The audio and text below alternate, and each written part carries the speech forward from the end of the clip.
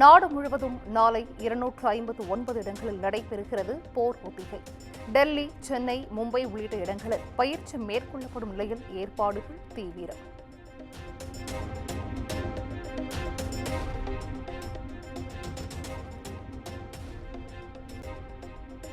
போர் ஒத்திகையொட்டி நாடு முழுவதும் பள்ளிகள், ரயில் நிலையங்களில் பயிற்சி.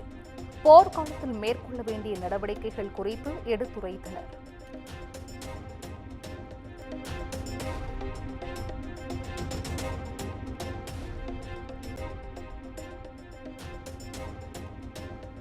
பாகிஸ்தான் எல்லையில் இந்திய விமானப்படை போர் பயிற்சி. நவீன தொழில்நுட்பத்துடன் கூடிய ரஃபேல், சுகோய் விமானங்கள் பயிற்சியில் ஈடுபடும் என அறிவிப்பு.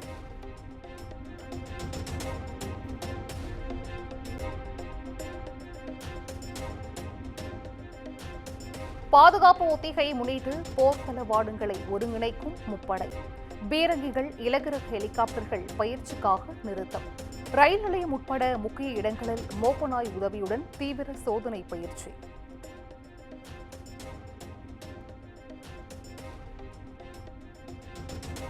ஷெனாப் நதிநீர் நிறுத்தத்தை முன்னெடுத்த இந்தியா. கடும் தண்ணீர் பஞ்சம் என பாகிஸ்தான் குற்றச்சாட்டு.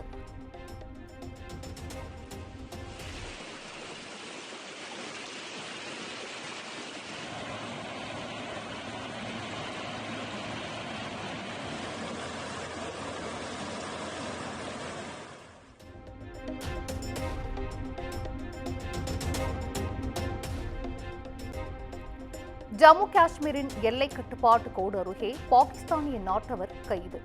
சட்டவிரோதமாக இந்திய எல்லைக்குள் நுழைய முயன்றதாக பாதுகாப்பு படையினர் நடவடிக்கை.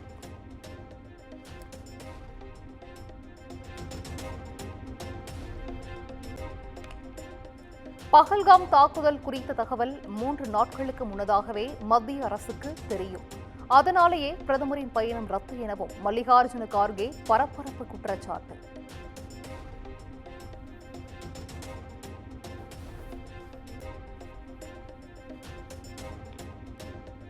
திமுகவின் தேர்தல் வாக்குறுதிகள் அனைத்தும் நிறைவேற்றப்படும். முதலமைச்சர் மு க ஸ்டாலின் பேட்டி.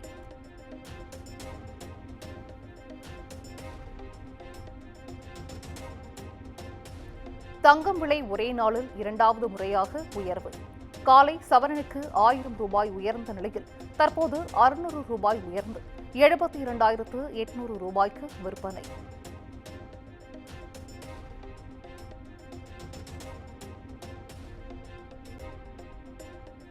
புதுக்கோட்டை வடக்காடு விவகாரத்தில் கைது செய்யப்பட்ட 13 பேருக்கு 20ஆம் தேதி வரை நீதிமன்ற காவல். நீதிமன்ற உத்தரவை அடுத்து அனைவரும் சிறையில் அடைப்பு.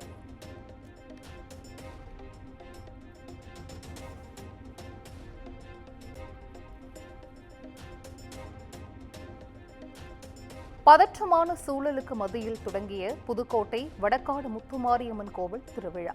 நூற்றுக்கணக்கானோர் பங்கேற்றுள்ள நிலையில் பலத்த போலீஸ் பாதுகாப்பு.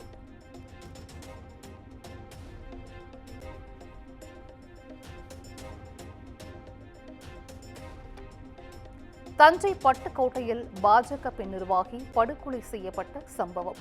கொலை செய்யப்பட்ட பெண்ணின் 2வது கணவரை கைது செய்து போலீசார் விசாரணை.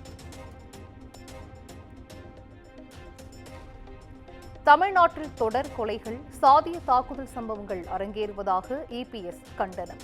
மக்கள் திமுக அரசை நம்பி எந்த பயனும் இல்லை எனவும் விமர்சனம்.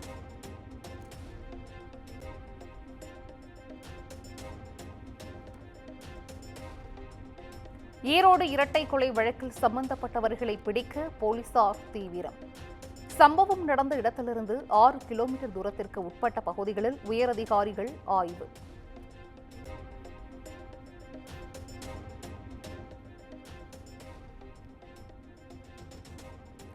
சென்னையில் மருத்துவத்துறை சார்ந்த நிறுவனங்களில் அமலாக்கத்துறை அதிகாரிகள் சோதனை. சைதாப்பேட்டையில் உள்ள தொழிலதிபர் வீடு உட்பட 5 இடங்களில் சோதனை.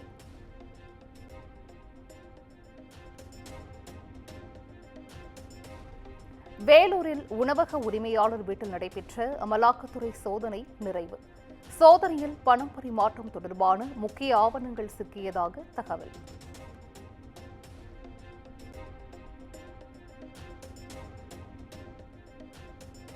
முல்லை பெரியாறு அணை பராமரிப்புக்கான மேற்பார்வை குழு பரிந்துரைகளை 2 வாரங்களில் செயல்படுத்துக கேரள அரசுக்கு உச்சநீதிமன்றம் உத்தரவு.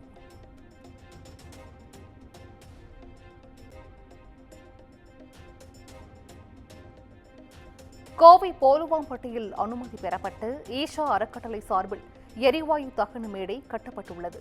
சென்னை உயர்நீதிமன்றத்தில் கோவை மாவட்ட ஆட்சியர் பதில் மனு தாக்கல்.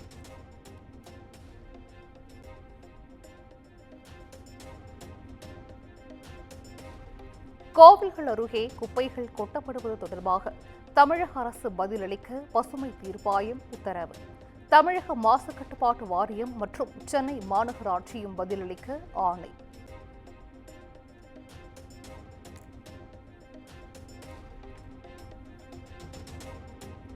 சோடு பிடிக்கும் கொடநாடு கொலை கொள்ளை வழக்கு ஜெயலலிதாவின் முன்னாள் உதவியாளரிடம் நடைபெற்ற 6 மணி நேர விசாரணை நிறைவு.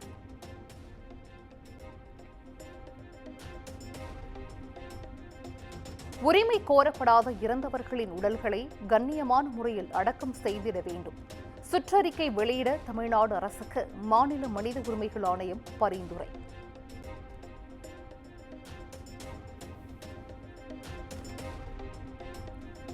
கள்ளக்குறிச்சி கனியாமூர் மாணவி மரண வழக்கு மாணவியின் தாய் உட்பட 615 பேர் நேரில் ஆஜராக சிறப்பு புலனாய்வு பிரிவு போலீசார் சம்மன்.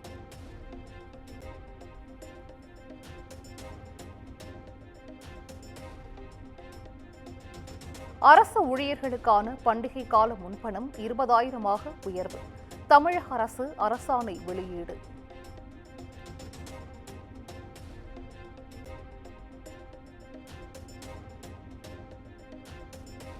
அரியலூர் மாவட்டம் மருதையாற்றின் குறுக்கே 22 கோடியில் தடுப்பணை கட்டுமான பணிகளை மேற்கொள்ள டெண்டர் கோரியது நீர்வளத்துறை.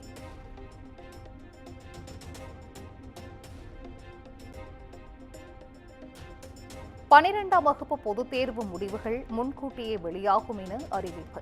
வருகிற 9ஆம் தேதிக்கு பதிலாக 8ஆம் தேதியன்றே வெளியாகிறது.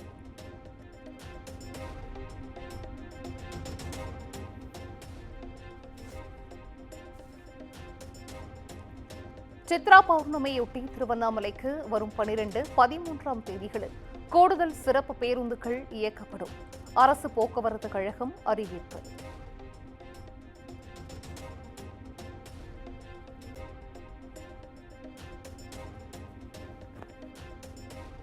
மாமல்லபுரத்தில் வருகிற 11ஆம் தேதி நடைபெற இருக்கும் பாமகவின் சித்திரை முழு நிலவு மாநாடு.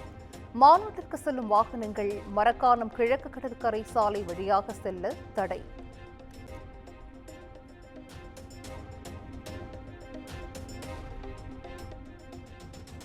தரமற்ற முறையில் குடிநீர் விற்பனை செய்தால் கடும் நடவடிக்கை எடுக்கப்படும். கோடை வெப்பத்தால் நீர் விற்பனை அதிகரித்துள்ள நிலையில் உணவு பாதுகாப்புத்துறை எச்சரிக்கை.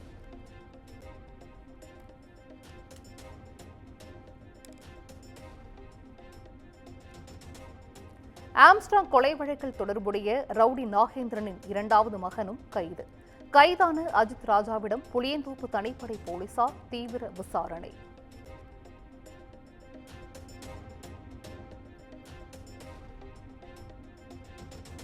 தென்காசி மாவட்டம் சங்கரன் கோவில் அருகே உதவி சார் பதிவாளரை தாக்கிய நபரால் பரபரப்பு. சிசிடிவி பதிவுகளை கைப்பற்றி காவல்துறையினர் விசாரணை.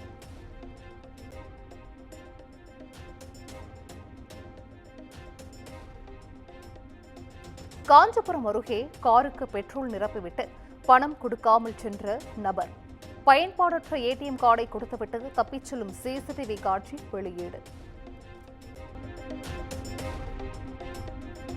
ஹோசூர் சந்திர சூட்டேஸ்வரர் கோவிலில் வழங்கப்பட்ட பிரசாதத்தில் பாம்பு இருந்ததால் பக்தர்கள் அதிர்ச்சி. பிரசாதம் விற்பனை செய்பவர் அலட்சியம் காட்டியதாகவும் குற்றச்சாட்டு.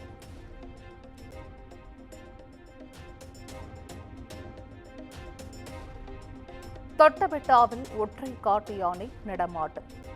மலைச்சக்கரம் செல்ல சுற்றுலா பயணிகளுக்கு நாளை தடை விதிப்பு.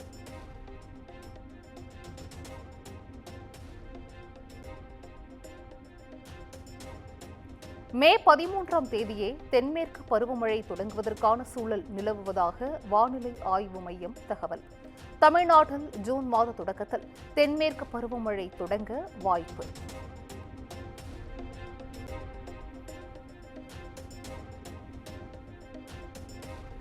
கோவை, மதுரை உள்ளிட்ட தமிழ்நாட்டின் பல்வேறு பகுதிகளில் பரவலாக மழை. குளிர்ச்சியான சூழல் நிலவுவதால் மக்கள் மகிழ்ச்சி.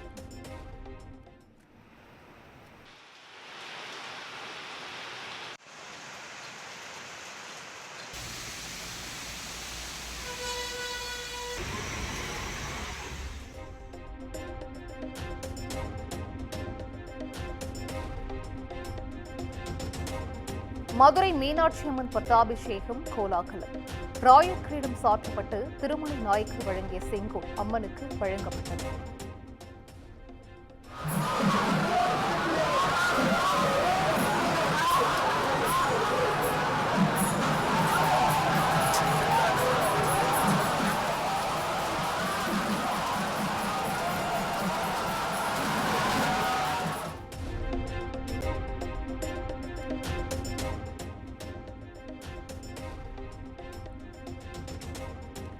கேரள மாநிலத்தில் புகழ்பெற்ற திருச்சூர் பூரம் திருவிழா கோலாகலம்.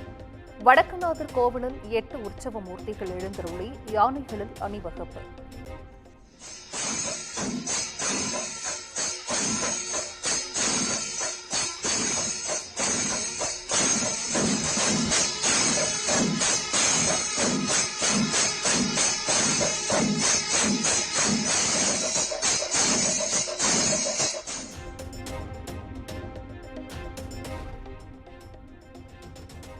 கர்நாடக முன்னாள் அமைச்சரும் பாஜக எம்எல்ஏவுமான ஜனார்தன் ரெட்டிக்கு 7 ஆண்டுகள் சிறை தண்டனை.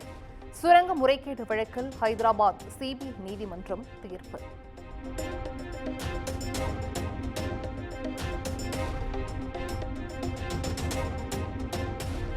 ஆந்திர மாநிலம் அனகப்பள்ளியில் உள்ள பழைய பொருட்கள் சேமிப்பு கிடங்கில் பயங்கர தீ விபத்து.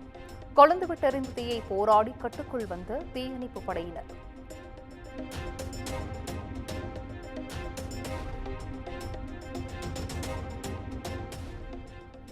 சாலை விபத்தில் காயமடைந்தோரின் இலவச சிகிச்சை திட்டத்திற்கு மத்திய அரசு ஒப்புதல்.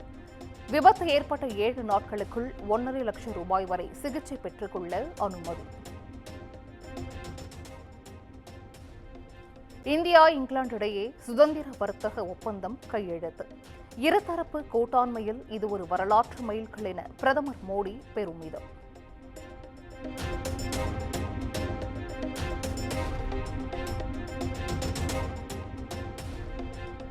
பஹல்காம் தாக்குதலுக்கு கத்தார் இளவரசர் ஷேக் தமிம் பின் ஹமாத் அல் தானி கண்டனம்.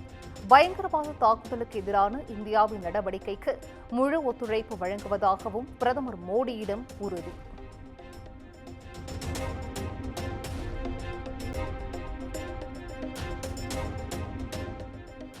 பொன்னியின் செல்வன் 2 பட பாடல் வழக்கில் ஏஆர் ரஹ்மான் ரூபாய் 2 கோடி செலுத்த இடைக்கால தடை. தனி நீதிபதி உத்தரவை எதிர்த்து ஏஆர் ரஹ்மான் தாக்கல் செய்த மேல்முறையீட்டு மனுவில் டெல்லி உயர்நீதிமன்றம் ஆணை.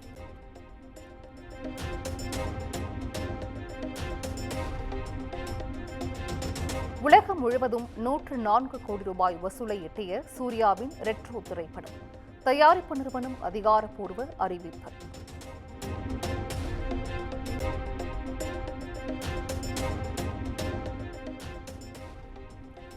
லோகேஷ் கனகராஜ் இயக்கத்தில் ரஜினிகாந்த் நடிப்பில் உருவாகியுள்ள கூலி திரைப்படம் ஆகஸ்ட் 14ஆம் தேதி வெளியாக உள்ள நிலையில் சிறப்பு கிளிம்ஸ் வீடியோவை வெளியிட்டது படக்குழு.